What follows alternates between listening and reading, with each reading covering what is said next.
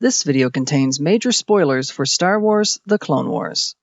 In today's episode, we'll be talking about Jedi Padawan Ahsoka Tano and how her choice to leave the Jedi Order impacted her master Anakin Skywalker.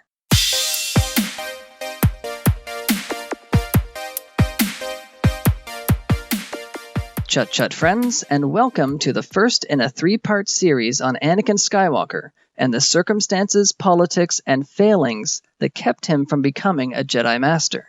Each video in this series will focus on one of the three options available to aspiring masters as outlined in the Now Legends book, The Jedi Path. I'll be using the Jedi Path for reference as I feel it is still one of the best resources for how the Jedi Order operated, and more importantly, when it was written, it was meant to provide context both to the prequel trilogy as well as to the Clone Wars.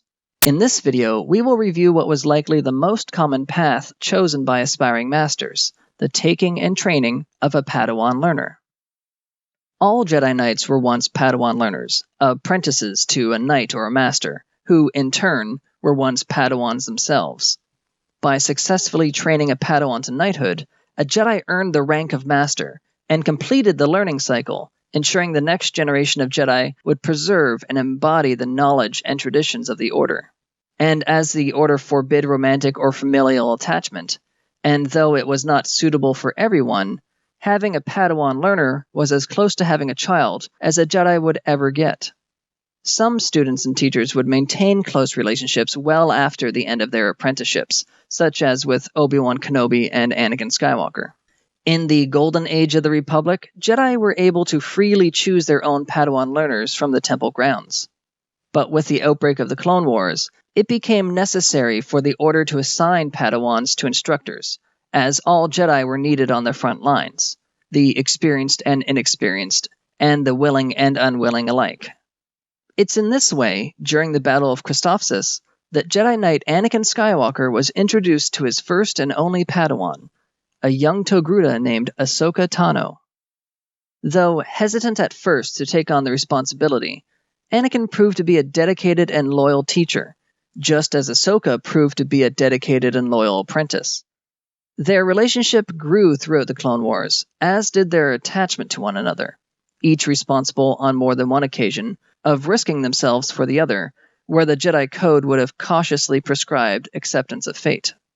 On one such occasion, when Ahsoka was accused of bombing the Jedi Temple, expelled from the Order, and became a fugitive from the Republic, Anakin was one of the few that believed in her innocence and championed her cause. With Anakin's help, the true bomber was eventually revealed, and Ahsoka, now vindicated, was invited by the Jedi Council to rejoin the Order, but not as a Padawan.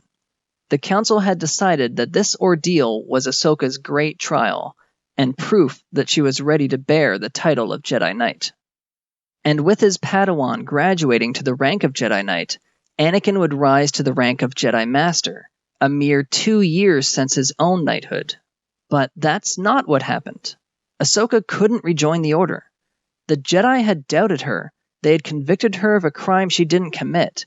She'd seen the dark side of the Order, and could never view it in the same naive innocence she once had. She needed to move on. She needed to find her own path. And so, by refusing her knighthood, Ahsoka's apprenticeship to Anakin was deemed a failure. Since Anakin hadn't successfully trained a Padawan to knighthood, he could not be granted the title of Master. Some might call this outrageous or unfair, but there are two factors that prevented the Council from intervening on Anakin's behalf. As the Jedi Path states, failures are evidence that you are defying the Force's plan for your destiny. The Council is the final word on rank within the Order. If they wanted to, they could have granted Anakin the rank of Master out of kindness, or perhaps because of the context of the situation. But the Council was beholden to the will of the Force, and much of their responsibility was to interpret events through that lens. So, to the Council, granting Anakin the rank of Master despite his razor-thin failure would potentially be violating the will of the Force itself, and potentially derail Anakin's destiny. As nothing happened by chance or by accident, failures were learning opportunities. Anakin was meant to reflect on where things had gone wrong, search for ways that he was defying the Force, and move on as a stronger Jedi. Ahsoka was a good student, and in many ways, she was much like Anakin.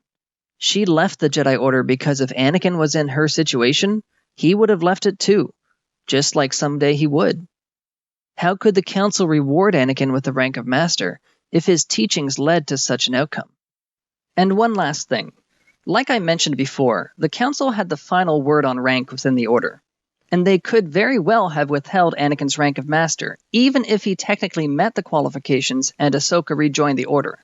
After all, one of the reasons the Council paired Anakin with a Padawan was that he needed help to grow into his role as a Jedi Knight.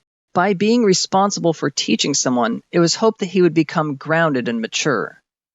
Anakin was continuously finding himself in situations he was unqualified for. Whether it was as a 9-year-old in the Boonta Eve pod race, or becoming a Jedi Padawan well after the age of admission, or being forced upon the Jedi Council by Palpatine, Anakin's station in life never matched his maturity. The Council knew that Anakin was the chosen one, and by that merit felt compelled to raise him through the ranks despite any flaws or warnings to the contrary. But maybe granting Anakin the rank of Master was one line they weren't willing to cross. Becoming a Jedi Master opened Anakin up to dangerous opportunities to abuse power, including the Sith Holocron Library. Realistically, they probably should never have accepted him as a Padawan to begin with, and by the end of the Clone Wars, it was far too late for them to turn back. After Ahsoka's departure, Anakin wouldn't get the opportunity to train a second Padawan, as less than 2 years later he would end the Jedi Order by his own hand. His motivation in part, fittingly, because he was denied the rank and recognition of Master that he felt was rightfully his. In a way, the Clone Wars always was Ahsoka's story. She was introduced at the very beginning, and we follow her growth to the very end. But it's not just a story of a Padawan that becomes a Jedi Knight. It's a story of a Jedi Knight becoming a Jedi Master, and my heart aches when I watch the scene of their separation. I just want her to take her braid back. I want her to rejoin the Order. Though it's never stated, I like to think this scene was meant to show us Anakin on the verge of becoming a Jedi Master, of just barely failing to meet his goal. I love the way that adds context to Revenge of the Sith and Anakin's journey to become a Jedi Master. And even if that's not what they intended, interpreting it this way really enriches the experience for me, both of the Clone Wars and of Revenge of the Sith. And I know things likely wouldn't have been different, but I like to imagine that this was a turning point in Anakin's life. That maybe if he had been a Jedi Master, he would have had one less string for Palpatine to pull. That maybe Anakin could have had a happy ending. And so that ends part 1 of this series. Do you agree that Anakin was on the verge of being granted the rank of Master? Do you think Anakin should bear the responsibility for Ahsoka's departure from the Jedi Order? Let me know down in the comments below. And if you liked the video, give it a like. If you want to see more videos, I encourage you to subscribe. Thanks for watching, everybody. I hope to see you all again, and may the Force be with you.